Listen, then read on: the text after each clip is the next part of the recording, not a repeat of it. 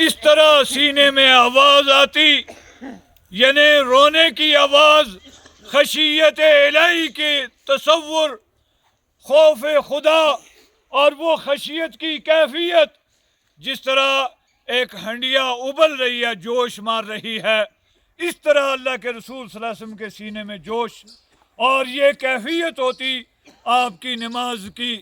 آج ہماری نمازیں دیکھو، ہم کس قدر نمازیں، پہلے ہم نماز کی قدر نہیں کرتے، اہمیت نہیں سمجھتے، آذانیں ہوتی رہتی ہیں، ایک مسجد میں آذان ہو گئی، دوسری میں ہو گئی، تیسری میں ہو گئی، 1 بجے ہو گئی، 2 بجے ہو گئی، 1:30 بجے، 2:30 بجے، سارے مباح اوقات نکل گئے اور ہمارے کوئی کانوں پر جوں نہیں رینگی۔ پھر جب نماز کے لیے کھڑے بھی ہوئے تو اتنی سرعت اور اتنی جلد بازی سے کام لیتے ہیں کہ جو نماز کہلانے کے قابل نہیں ہے۔ دوستو، بزرگوں، میں سب سے یہ عرض کرتا ہوں کہ ہم میں سے ہر ایک نے اپنی اپنی نماز کا، اپنے اپنے عمل کا جواب دینا ہے۔ ہر ایک نے اکیلے قبر میں جانا ہے، نہ کسی کو دکھاؤ، نہ دکھاوا مطلوب ہے، نہ ریا ہونی چاہیے، نہ کسی کا دباؤ ہونا چاہیے، نہ کوئی لالچ ہونی چاہیے۔ وہ سارے عمل بیکار ہیں جو دکھاوے کے لیے کیے، جو ریا اور نمود کے طور پر کیے، یا کسی کے دباؤ میں آ کر کیے، یا کسی لالچ میں آ کر کیے، وہ سارے عمل بیکار ہیں۔ ہم نماز اللہ کی نعمت، اللہ کا فرض اور فرض سمجھ کر، سب سے اعلیٰ اور عرفہ عبادت سمجھ کر ہم نماز ادا کریں۔ ایک حدیث ہے، اللہ کے رسول صلی اللہ علیہ وسلم نے ارشاد فرمایا، من صلی صلاة لا یتم رکوعها ولا سجودها لفت کما یلف الثوب الخلق۔ فرمایا جو آدمی اس طرح نماز پڑھتا ہے کہ تعدیل ارکان کا خیال نہیں رکھتا، نہ رکوع صحیح کرتا ہے، نہ سجدے صحیح کرتا ہے، لفت وہ نماز لپیٹی جاتی ہے، کما یلف الثوب الخلق، جس طرح پرانا سڑا جلا بدبودار کپڑا لپیٹا جاتا ہے۔ پھر وہ نماز فرشتے لے کر فضا میں گھومتے ہیں، اللہ کے ہاں وہ نماز قبول نہیں ہوتی، واپس بھیجی جاتی ہے۔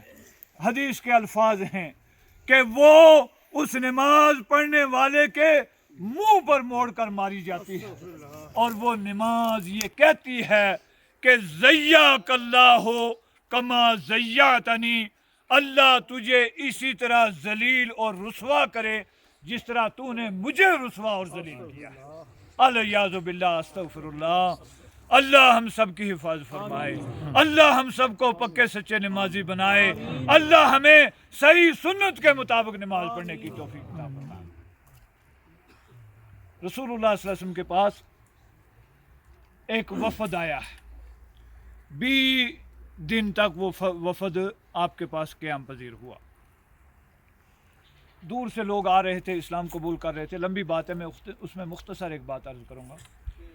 جب 20 دن گزر گئے تو آپ صلی اللہ علیہ وسلم نے محسوس کیا کہ یہ گھبرائے ہیں، گھر یاد آ رہا ہے، گھریلو مصروفیات ہوں گی، پریشانی ہوں گی، کوئی بات ہوگی۔ آپ نے گفتگو فرمائی، ان سے استفسار فرمایا، پچھلے حالات پوچھے، کیوں نہ پوچھتے؟ رب نے آپ کو یہ لقب دیا ہے، لقد جاءکم رسول من انفسکم عزیز علیہ ما عنتم حریص علیکم بالمؤمنین رؤوف الرحیم۔ رؤوف الرحیم فرمایا ہے۔ یہ 2 خطاب ایسے ہیں اللہ نے اپنی مخلوق میں حضرت محمد الرسول اللہ کے لیے کسی کے لیے استعمال نہیں کیے جو آپ صلی اللہ علیہ وسلم کے لیے کیے ہیں۔ آپ اتنے مشفق ہیں، اتنے مہربان ہیں، اتنے رؤوف ہیں، اتنے رحیم ہیں اور اتنے رحمت للعالمین ہیں کہ آپ کی شان یہ شان ہے۔ آپ نے ان سے پوچھا، یہ آدمی 20 دن سے یہاں رکے ہوئے ہیں، ہو سکتا ہے ان کو گھر میں پریشانی ہو، کوئی معاملات ہوں، مجبوریاں ہوں، پھر آپ نے ان کو اجازت دے دی، رخصت دے دی جانے کے لیے۔ فرمایا آپ لوگوں نے یہاں 20 دن تک قیام کیا ہے، 20 دن تک نمازیں ادا کی ہیں، اور تھوڑا تو پیچھے ہو جاؤ، جنازہ لے آ رہے ہیں، تھوڑی آئیے۔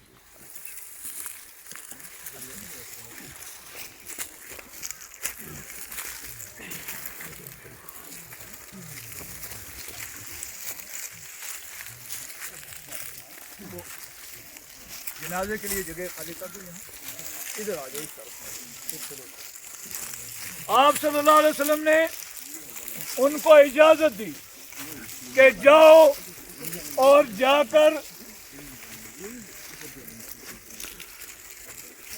اپنے گھر جاؤ، اور ایک اہم ترین حکم ارشاد فرمایا، فرمایا جب نماز کا ٹائم ہو جائے ایک آدمی تم میں سے اذان کہے، اور جب جماعت کا ٹائم ہو نماز با جماعت ادا کرو۔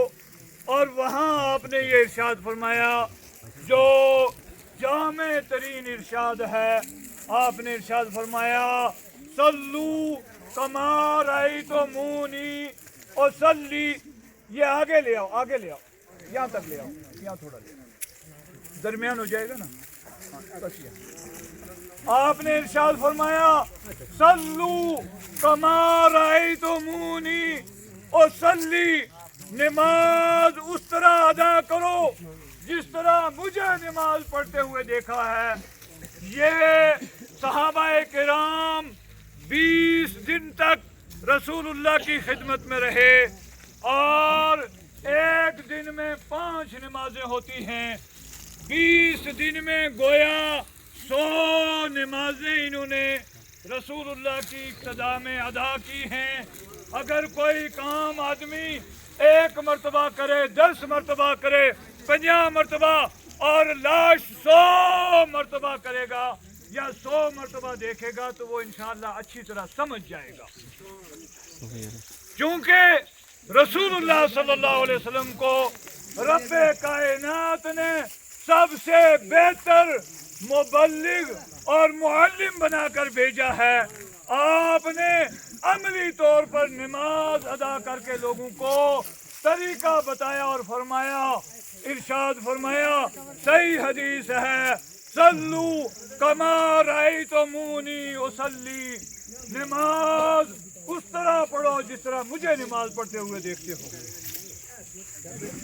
ایک اور حدیث ہے، اللہ کے رسول صلی اللہ علیہ وسلم نے ارشاد فرمایا اسوأ الناس سرقۃ الذی یسرق من صلاته، قیل یا رسول اللہ وکیف یسرق من صلاته، قال من لا یتم رکوعها ولا سجودها۔ آپ نے ارشاد فرمایا سب سے بدترین چور وہ ہے جو نماز میں چوری کرنے والا ہے۔ صحابہ کرام نے پوچھا یا رسول اللہ نماز میں کوئی کیسے چوری کرے گا؟ آپ نے ارشاد فرمایا جو نماز میں تعدیل ارکان کا خیال نہیں رکھتا، رکوع سجود ٹھیک ڈھنگ سے نہیں کرتا۔ ایک بینک لوٹنے والا، بڑے سے بڑا ڈاکہ مارنے والا، اس سے بڑا چور ہے جس کو امام کائنات، فخر موجودات، سید الاولین والآخرین حضرت محمد الرسول اللہ ارشاد فرمائیں اسوأ الناس سرقۃ الذی یسرق من صلاته، سب سے بدترین چور تو ہوتا ہی چور ہے، لیکن اسوأ الناس فرمایا سب سے بدتر چور وہ چور ہے جو اپنی نماز میں چوری کرتا ہے، تعدیل ارکان کا خیال نہیں رکھتا ہے۔ 4 چیزوں کا خیال رکھنا چاہیے، کانا رکوعہ و سجودہ والقیام بعد الرکوع والجلوس بین السجدتین نحو من السواء۔ حدیث کے الفاظ ہیں، اللہ کے رسول صلی اللہ علیہ وسلم کا رکوع، آپ کا سجدہ، رکوع کے بعد کھڑے ہونا اور دونوں سجدوں کے درمیان بیٹھنا یہ قریب قریب ہوتا، برابر برابر ہوتا تھا۔ اللہ کے رسول صلی اللہ علیہ وسلم نماز پڑھا رہے ہیں، آپ نے سمع اللہ لمن حمدہ فرمایا، ایک صحابی پیچھے آئے، جلدی سے انہوں نے یہ دعا کی، ربنا لک الحمد حمدن کثیرا طیبا مبارکن فی۔ اللہ کے رسول صلی اللہ علیہ وسلم نے نماز کے بعد پوچھا کہ کون تھا وہ شخص جس نے یہ کلمات کہے؟ صحابی ڈر گئے، ہو سکتا ہے مجھ سے کوئی غلطی سرزد نہ ہوئی ہو۔ جب آپ کے سامنے بات بتائی گئی، آپ نے فرمایا 30 سے زیادہ ملائکہ کو میں نے دیکھا جو لپک رہے تھے، ایک دوسرے سے آگے بڑھ رہے تھے کہ ہم اس کا ثواب لکھ کر لے جائیں۔ کتنے پیارے کلمات ہیں، لیکن ہم رکوع کے بعد سیدھے کھڑے ہوتے ہی نہیں ہیں، وہیں سے سیدھے سجدے میں چلے جاتے ہیں۔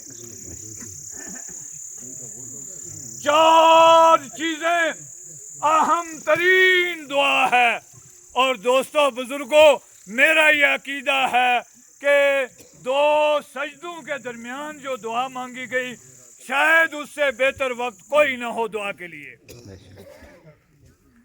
ایک سجدہ اللہ کے سامنے ہم نے پیشانی رکھی ہے، اے اللہ خالق بھی تو ہی ہیں، اے اللہ مالک بھی تو ہی ہیں، اے اللہ سجدے کے لائق بھی تیری ذات ہے، تیرے سامنے مٹی پر میں نے سر رکھ دیا اپنا۔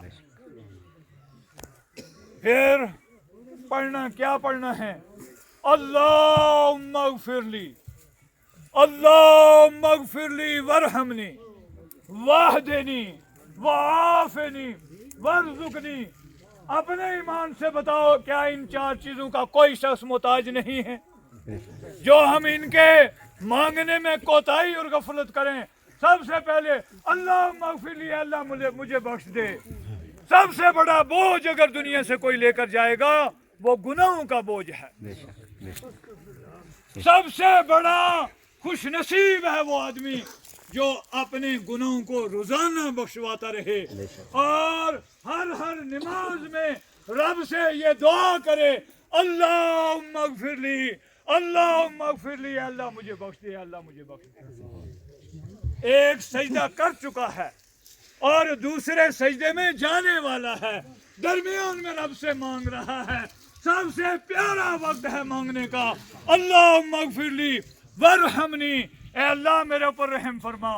رحم فرمانے والا کون ہے؟ اللہ ہے۔ الحمدللہ رب العالمین وہی ہے، الرحمن الرحیم وہی ہے۔ فرمایا رب سے رحم مانگ لیا، ورحمنی، اللہ میرے حال پر رحم کر دے۔ اور جس پر اللہ رحم کر دے، کائنات میں اس کو کسی کی کوئی محتاجی نہیں رہتی۔ ہم محتاج ہیں، لیکن مانگنے کا سلیقہ نہیں، مانگنے کا طریقہ نہیں، مانگنے کی طرف ہماری توجہ نہیں ہے۔ ہم رب کے دربار میں گناہوں کی بخشش کے بھی محتاج ہیں، رب کے دربار میں رحمت کے بھی محتاج ہیں، لیکن ہم مانگنے کے لیے تیار نہیں ہیں۔ اللہم اغفر لی وارحمنی واہدنی، اے اللہ مجھے ہدایت نصیب فرما۔ یہ ہدایت معمولی شے نہیں ہے، یہ سب سے عظیم عبادت ہے، یہ سب سے عظیم دعا ہے، اور ہم ہر رکعت میں، ہر نماز میں رب سے ہدایت مانگتے ہیں، اہدنا الصراط المستقیم، اے اللہ ہمیں صراط مستقیم کی ہدایت دے دے۔ اور یہ کتنا جامع وقت ہے یہاں مانگنا ہے، واہدنی، اے اللہ مجھے ہدایت دے دے، وارزقنی، رزق کا محتاج کون نہیں ہے؟ ہر فرد بشر رزق کا محتاج ہے۔ ہم محتاجی کی زندگی، ساری زندگی گزار دیتے ہیں، لیکن قبولیت کے وقت میں رب سے رزق مانگنے کے لیے تیار نہیں ہیں۔ وارزقنی، اے اللہ مجھے رزق دے دے، اور اللہم اغفر لی وارحمنی واہدنی وعافنی، اے اللہ مجھے عافیت دے دے، وارزقنی، مجھے رزق دے دے۔ صحیح حدیث ہے، رسول اللہ صلی اللہ علیہ وسلم نے ارشاد فرمایا، رب سے جو دعائیں مانگی جاتی ہیں، ان دعاؤں میں سب سے جامع ترین دعا ہے کہ رب سے معافی مانگ لی جائے۔ اللہم اے اللہ مجھے معاف کر دے، سب سے بڑی دعا ہے، سب سے جامع دعا ہے، لیکن ہم غفلت میں ہیں. ہم کہتے ہیں فلاں لمبی سجدے کرتے ہیں اس لیے ہم نہیں کریں گے. ہم نے مانگنا کس کے لیے ہے؟ فلاں کے لیے مانگنا ہے، اپنے لیے مانگنا ہے. سارے کلمات میں مخاطب کا سیگا ہے اللہم اغفر لی، اے اللہ مجھے بخش دے، ورحمنی، اے اللہ میرے اوپر رحم کر دے، وحدنی، مجھے ہدایت دے دے، وعافنی، مجھے عافیت دے دے، ورزقنی، اے اللہ مجھے رزق دے دے. اس انداز سے نماز ادا کرو. وما امروا الا ليعبدوا الله مخلصين له الدين حنفاء ويقيموا الصلاة ويؤتوا الزكاة وذلك دين القيمة. زکوٰۃ کی نسبت سے 2-3 باتیں کہہ کے بات ختم کروں گا، وقت پورا ہو رہا ہے. زکوٰۃ حضرت سیدنا عبداللہ بن مسعود رضی اللہ تعالیٰ عنہ اجلہ صحابہ میں سے ہیں. حضرت عبداللہ ابن مسعود رضی اللہ تعالیٰ عنہ وہ بیان کرتے ہیں امرنا بإقام الصلاة وإیتاء الزکاة ومن لم یزکی فلا صلاة له. فرمایا ہمیں یہ حکم دیا گیا ہے، رب کائنات نے حکم دیا ہے کہ ہم نماز ادا کریں اور زکوٰۃ ادا کریں. جو آدمی زکوٰۃ نہیں دیتا فلا صلاة له، فرمایا اس کی کوئی نماز نہیں. قرآن کریم میں اللہ رب ذوالجلال نے ارشاد فرمایا یوم یحمى علیہا فی نار جہنم فتکوی بہا جباہہم وجنوبہم وظہورہم ھذا ما کنزتم لانفسکم فذوقوا ما کنتم تکنزون. فرمایا جو لوگ سونا چاندی مال دولت اکٹھی کر کے رکھتے ہیں، اللہ کے راستے میں خرچ نہیں کرتے، قیامت کا دن آئے گا، فرمایا اللہ تعالیٰ فرمائے گا کہ یوم یحمى علیہا فی نار جہنم، وہ سونا چاندی جہنم کی آگ میں گرم کیا جائے گا، فتکوی بہا جباہم، ان کے چہروں کو ڈسا جائے گا، وجنوبہم، پیٹھیں اور کروٹ اور ساری پیشانی، اس پر وہ جہنم کی آگ میں گرم کر کے اس کو لگایا جائے گا، سونے چاندی کو. اور اللہ تعالیٰ فرماتا ہے ھذا ما کنزتم لانفسکم، یہ وہ خزانہ ہے جو تو نے اپنے لیے جمع کر کے رکھا تھا، فذوقوا ما کنتم تکنزون، اپنے جمع شدہ پونجی کا مزہ چکھو، یہ قیامت کے دن اللہ تعالیٰ ارشاد فرمائے گا. حدیث شریف میں ذکر ہے، فرمایا جو لوگ زکوٰۃ نہیں دیتے ہیں ان کو قبر میں دفنانے کے بعد ایک سانپ ایسا ان پر مقرر کیا جاتا ہے. الیاذ باللہ، استغفر اللہ، اللہ ہم سب کی حفاظت فرمائے. رسول اللہ صلی اللہ علیہ وسلم نے اس سانپ کا نام بھی بتایا، تنین فرمایا، تے اور نون اور ڈبل یہ تنین. فرمایا اس سانپ کو مقرر کیا جاتا ہے، مانعین زکوٰۃ، منکرین زکوٰۃ کے اوپر مسلط کیا جاتا ہے. اور اس قدر زہریلا سانپ ہے، اگر ایک سانس دھرتی پر لے لے قیامت تک کوئی ہریالی روئے زمین پر پیدا نہ ہو. الیاذ باللہ، استغفر اللہ. اور اس سانپ کے بارے میں آپ نے یہ بھی فرمایا کہ اس کے 70 منہ ہوں گے، 70 زبانیں ہوں گی، اور وہ چبائے گا اور کھائے گا اور کہے گا انا کنزو کا، انا مالو کا، میں تیرا خزانہ ہوں، میں تیرا مال ہوں جو تو نے جمع کر کے رکھا ہے. بہت تھوڑی سی زکوٰۃ ہے، صرف 2.5% زکوٰۃ رب نے رکھی ہے. زکوٰۃ ادا کرو، سونے پر، چاندی پر، مال تجارت پر اور غلے پر. جو پوری تفصیل ہے، پڑھنے کی ضرورت ہے، سیکھنے کی ضرورت ہے، عمل کرنے کی ضرورت ہے. مجھے ایسا لگتا ہے کہیں ایک افراد کو میں جانتا ہوں، میں نام نہیں لوں گا، کہ وہ پکے نمازی ہیں لیکن زکوٰۃ پر کبھی زندگی میں دھیان نہیں دیا.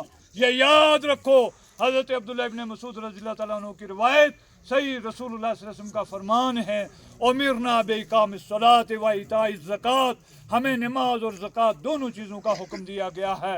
من لم یزکی فلا صلاة له، جو زکوٰۃ نہیں دیتا اس کی کوئی نماز نہیں. اللہ تعالیٰ ہمیں کہنے سننے سے زیادہ عمل کی توفیق عطا فرمائے. رب العالمین احکم الحاکمین امت محمدیہ کے جتنے ایمان والے دنیا سے جا چکے اللہ سب کی مغفرت فرمائے، حاضرین مجلس کے آباء و اجداد جو بھی ایمان والے دنیا سے جا چکے اللہ سب کی مغفرت فرمائے۔ یہ بزرگ ہمارے درمیان سے جدا ہو رہے ہیں، جانا ہے، ہر ایک نے جانا ہے، لیکن کوئی نشان چھوڑ کر جاؤ۔ چھوٹے چھوٹے بچے لے کر یہ میرے پاس گئے، ایک بچہ تقریباً 6 سال کا غالباً تھا۔ ان کی چاہت تھی، ان کی کوشش تھی، ان کی یہ جستجو تھی کہ میرے بچے حافظ قرآن بنے۔ رسول اللہ صلی اللہ علیہ وسلم کی حدیث سے آپ نے فرمایا، جس آدمی نے اپنے بچے کو قرآن حفظ کروایا، قیامت کے دن اللہ رب الجلال اس کے ماں باپ کے سر پر ایسا تاج رکھے گا کہ جس کی روشنی سورج اور چاند کی روشنی سے بڑھ کر ہوگی۔ الحمدللہ 2 پوتے ان کے حافظ قرآن بن چکے ہیں اور تیسرا بھی زیر تعلیم ہے۔